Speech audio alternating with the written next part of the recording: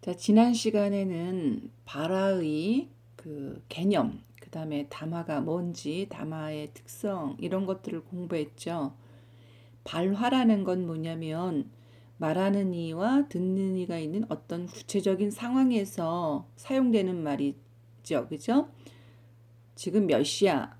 라고 직장 상사가 말한 그 말 자체, 그 다음에 거기에 대한 대답, 이런 내용들 이런 것들이 발화라고 한다면 담화는 그런 발화를 통해서 소통하는 것을 담화라고 하죠.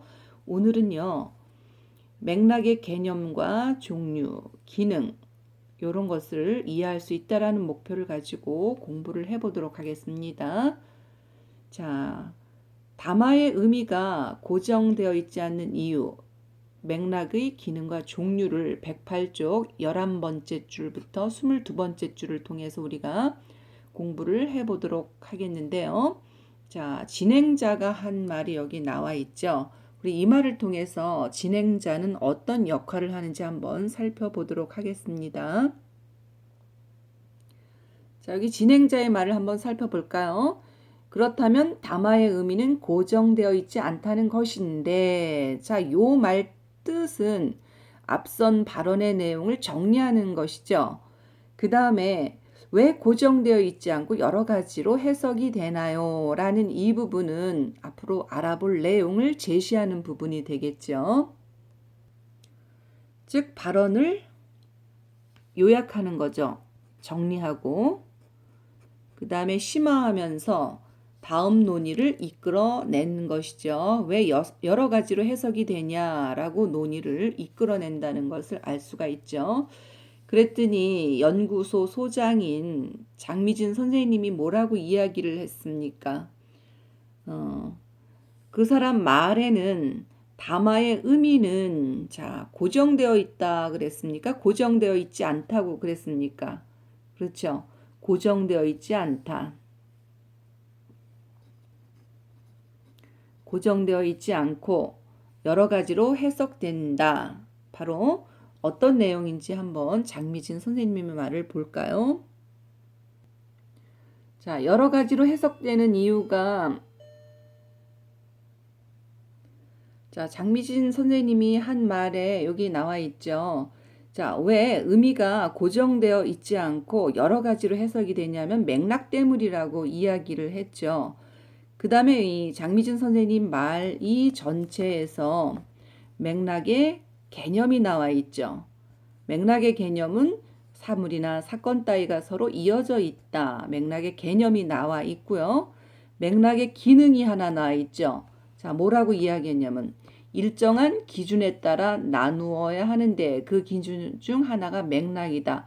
결국은 맥락의 기능은 바로 담화를 나누는 기준이다. 맥락은 담화를 나누는 기준이다.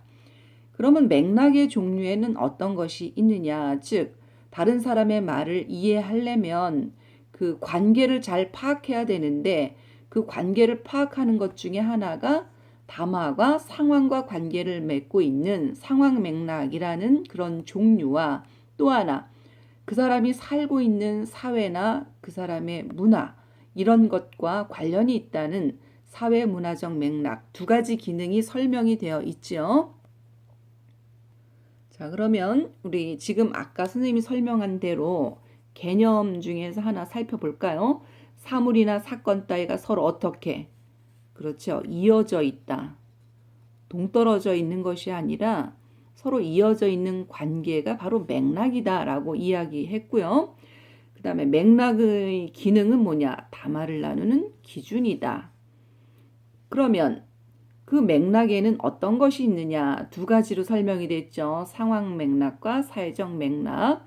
그 다음에 109쪽 첫 번째 줄부터 11번째 줄 보면은 상황 맥락을 구성하는 요소에 어떤 것이 있는지 설명이 되어 있습니다. 담화가 일어나는 시간과 또 무엇입니까? 그렇죠. 어떤 장소에서 이야기를 했느냐. 장소가 중요하죠. 그 다음에 어떤 주제를 가지고 이야기를 했느냐. 그 다음에 그 말한 사람은 어떤 목적을 가지고 있는지.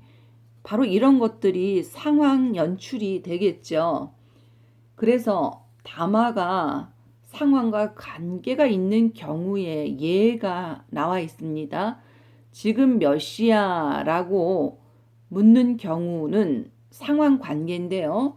자, 직장 상사가 이야기하는 이 직장이라는 거는 뭘까요? 장소하고 관계가 있겠죠.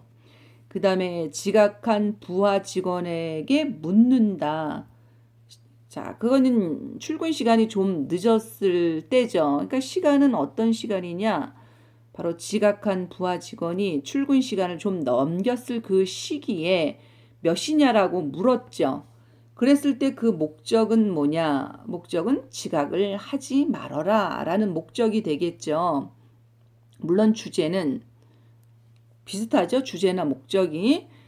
결국은 잘못을 에둘러 지적하는 의미가 있죠. 이걸 직접 나무라기가 좀 우리 한국 사람들은 에둘러 표현하는 거, 둘러서 이야기하는 경향이 있죠. 직설적으로 표현하지 않고요. 자, 그런 상황의 경우가 대답을 어떻게 해야 할까요?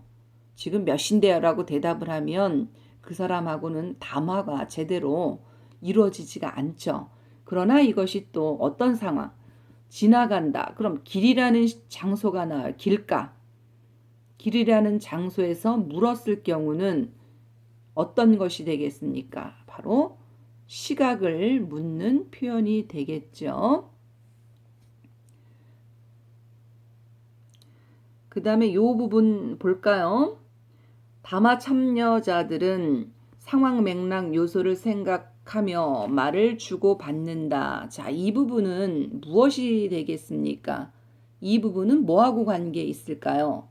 바로 우리가 담화를 할 때에 맥락을 구성하는 요소를 분석하면서 담화를 참여해야 하는 이유가 되겠습니다. 말을 주고받을 때는 우리가 요소를 분석하면서 담화에 참여를 해야 되겠습니다. 자, 그 다음에 사회문화적 맥락을 구성하는 요소가 나와 있죠. 여기 보면은 뭐 때문에 지역, 세대, 성별, 남자나 여자냐, 직업이 무엇이냐, 또 어떤 계층에 쓰는 사람들의 말이냐, 다문화, 이거는 우리 문화가 아닌 다른 나라의 문화에 있는 사람들이겠죠. 이런 것들이 사회문화적 맥락을 구성하는 요소가 되겠습니다. 여러분들은 빈칸에 내용을 첨부해 주시기 바랍니다. 그래서 사례를 하나 소개해 드리죠 하고 사례가 나와 있죠. 바로 구체적인 사례를 들어서 이 글은 설명을 하고 있다는 것을 알 수가 있습니다. 자, 남성들과 달리 여성들은 일방적으로 명령하거나 판단하는 표현을 쓰기보다는 동의를 구하거나 요청하는 거 또는 여기 나와 있죠. 상대방에게 어떤 대상이나 사실을 강조하거나 확인을 구하는 표현법을 자주 사용한다. 여성의 언어의 특징이 여기서부터 여기까지 잘 나와 있죠. 자, 상대방의 동의를 구하거나 요청하는 표현에는 어떤 표현이 있어요? 그렇죠? 응? 안 그래? 또는 여성의 언어가 바로 여기 나와 있는 여기 있죠. 대상이나 사실을 강조하거나 확인을 요구하는 그런 표현을 사용하는 표현. 거기에 대표적인 것이 뭐냐? 있잖아, 있지 이런 표현을 쓰는 것이 여성의 언어의 특징이라고 볼 수가 있습니다. 그러면 이제 그만 라디오 좀 꺼져. 응? 하는 거는 상대방에게 어떤 태도를 보이는 겁니까? 그렇죠. 요청을 하는 표현이죠. 그 다음에 난 내가 너무하다고 생각하는데 안 그래? 안 그래 하는 것은 뭐냐? 내 말에 동의를 하라. 바로 동의를 구하는 표현이죠. 그 다음에 또 아저씨께서는 잘못하셨군요. 그렇죠? 이것도 뭡니까? 동의를 구하는 표현이죠. 그 다음에 또 내가 어제 그 사람을 만났는데 어제 그를 만났는데 하는데 그 앞에 있잖아. 이거는 그를 만났다는 사실을 강조하는 것이죠. 우리 엄마가 있지. 이거는 엄마가 있다. 엄마라는 대상을 강조하기 위해서 있지라는 표현을 쓰고 있죠. 그 다음 거. 그가 나를 좋아하는 거 있지 하는 이 부분은 뭡니까? 좋아한다는 사실. 사실을 강조하는 표현이 되겠습니다. 자, 이런 거. 여성 언어 표현이 지닌 바로 장점이 되겠죠. 여성 표현이 어떤 장점을 가지고 있느냐. 바로 110쪽 두 번째 줄부터 세 번째 줄에 나와 있죠. 담화를 효율적으로 이끌고 상대방과의 관계를 가깝게 만드는 힘이 있는 것이 여성 언어의 장점이라고 볼 수가 있습니다. 이제 마지막 부분을 살펴보겠습니다. 자, 110쪽 여덟 번째 줄부터 끝까지 부분은 의사소통을 잘하는 방법이 있는데요. 거기에 보면 진행자의 역할 여섯 번째가 나오죠. 자, 거기서 진행자가 어떤 말을 했는지 한번 살펴볼까요? 자, 여기 보면 여기 나와 있죠. 이야기를 하다 보니 시간이 많이 늦었네요. 질문 한 가지만 더 하고 오늘 자담회를 마쳤으면 합니다. 시간이 많이 늦었다라는 것은 무엇에 대한 이야기입니까? 그렇죠. 자담, 진행, 시간을 조정을 한다는 걸 알 수 있죠. 그 다음에 질문 한 가지만 더 하고 오늘 자담회를 마쳤으면 합니다. 시간과 또 내용, 질문 더 한 가지만 더 한다는 그 내용을 조절을 하고 있죠. 그 다음에 이 주제를 통해서 시청자들에게 전하고 싶은 말씀이 더 있느냐, 무엇이냐라고 이야기를 하죠. 그래서 정리 발언을 유도한다는 것을 알 수가 있습니다. 자, 이거 뭡니까? 내용을 조절하고 정리 발언을 유도한다는 것을 알 수가 있죠. 그 다음에 111쪽 첫 번째 줄부터 두 번째 내용이 이런 얘기죠. 상황 맥락과 사회의 문화적 맥락을 파악하지 못하는 경우가 있다. 이 부분은 말이 잘 안 통하는 이유가 되겠죠. 왜 우리가 다른 사람하고 말을 할 때 말을 잘 못하는, 즉 사오정 같은 발언을 하는 사람이 있느냐. 그 경우는 바로 이런 상황 맥락이라든지 사회적 문화적 맥락, 결국은 맥락을 파악하지 못해서 발생하는 것이 되겠죠. 그 다음에 교과서를 한번 살펴보면 의사소통을 잘하기 위한 방법이 네 가지로 정리가 되어 있죠. 한번 살펴볼까요? 자, 말과 글을 정확하게 사용해라. 두 번째는 상황 맥락, 사회적 문화적 맥락에 맞게 사용해라.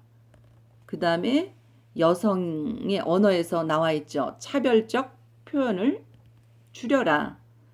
그 다음에 네 번째는 상대를 배려하는 표현을 익혀야 한다. 이 네 가지가 바로 의사소통을 잘하기 위한 방법 네 가지가 되겠습니다. 그 다음에 마지막 진행자의 말을 한번 살펴보겠습니다. 오늘은 여러분과 자담을 하면서 맥락에 따라 담화의 의미가 변한다는 사실을 알게 되었고 상황 맥락과 사회문화적 맥락 등을 고려하여 의사소통을 하는 것이 중요하다는 그런 점을 알게 되어 기쁘다, 감사드리다, 안녕히 가십시오라는 진행자의 발언이 나와 있는 부분. 여기 나와 있죠. 진행자는 전체 내용을 정리하고 주제를 강조하면서 자담을 마무리했죠. 바로 이렇게 주제를 강조한 것이 두 가지가 나와 있죠. 그 진행자의 말 속에서 맥락에 따라 담화의 의미가 변한다. 여섯 번째 줄부터 일곱 번째 줄에 나와 있고요. 상황 맥락이나 사회적, 문화적 맥락 등을 고려하여 의사소통을 하는 것이 중요하다라고 정리 및 강조를 한 게 두 가지로 정리를 해봤습니다. 오늘은 맥락에 대해서 또 그 기능과 종류, 상황 맥락의 요소에는 시간, 공간, 주제, 목적이 있다는 것과 사회문화적 맥락적 요소에는 지역, 세대, 성별, 직업, 계층, 다문화 등이 있다는 것을 공부했습니다. 오늘 영상 강의는 여기까지입니다. 이상입니다.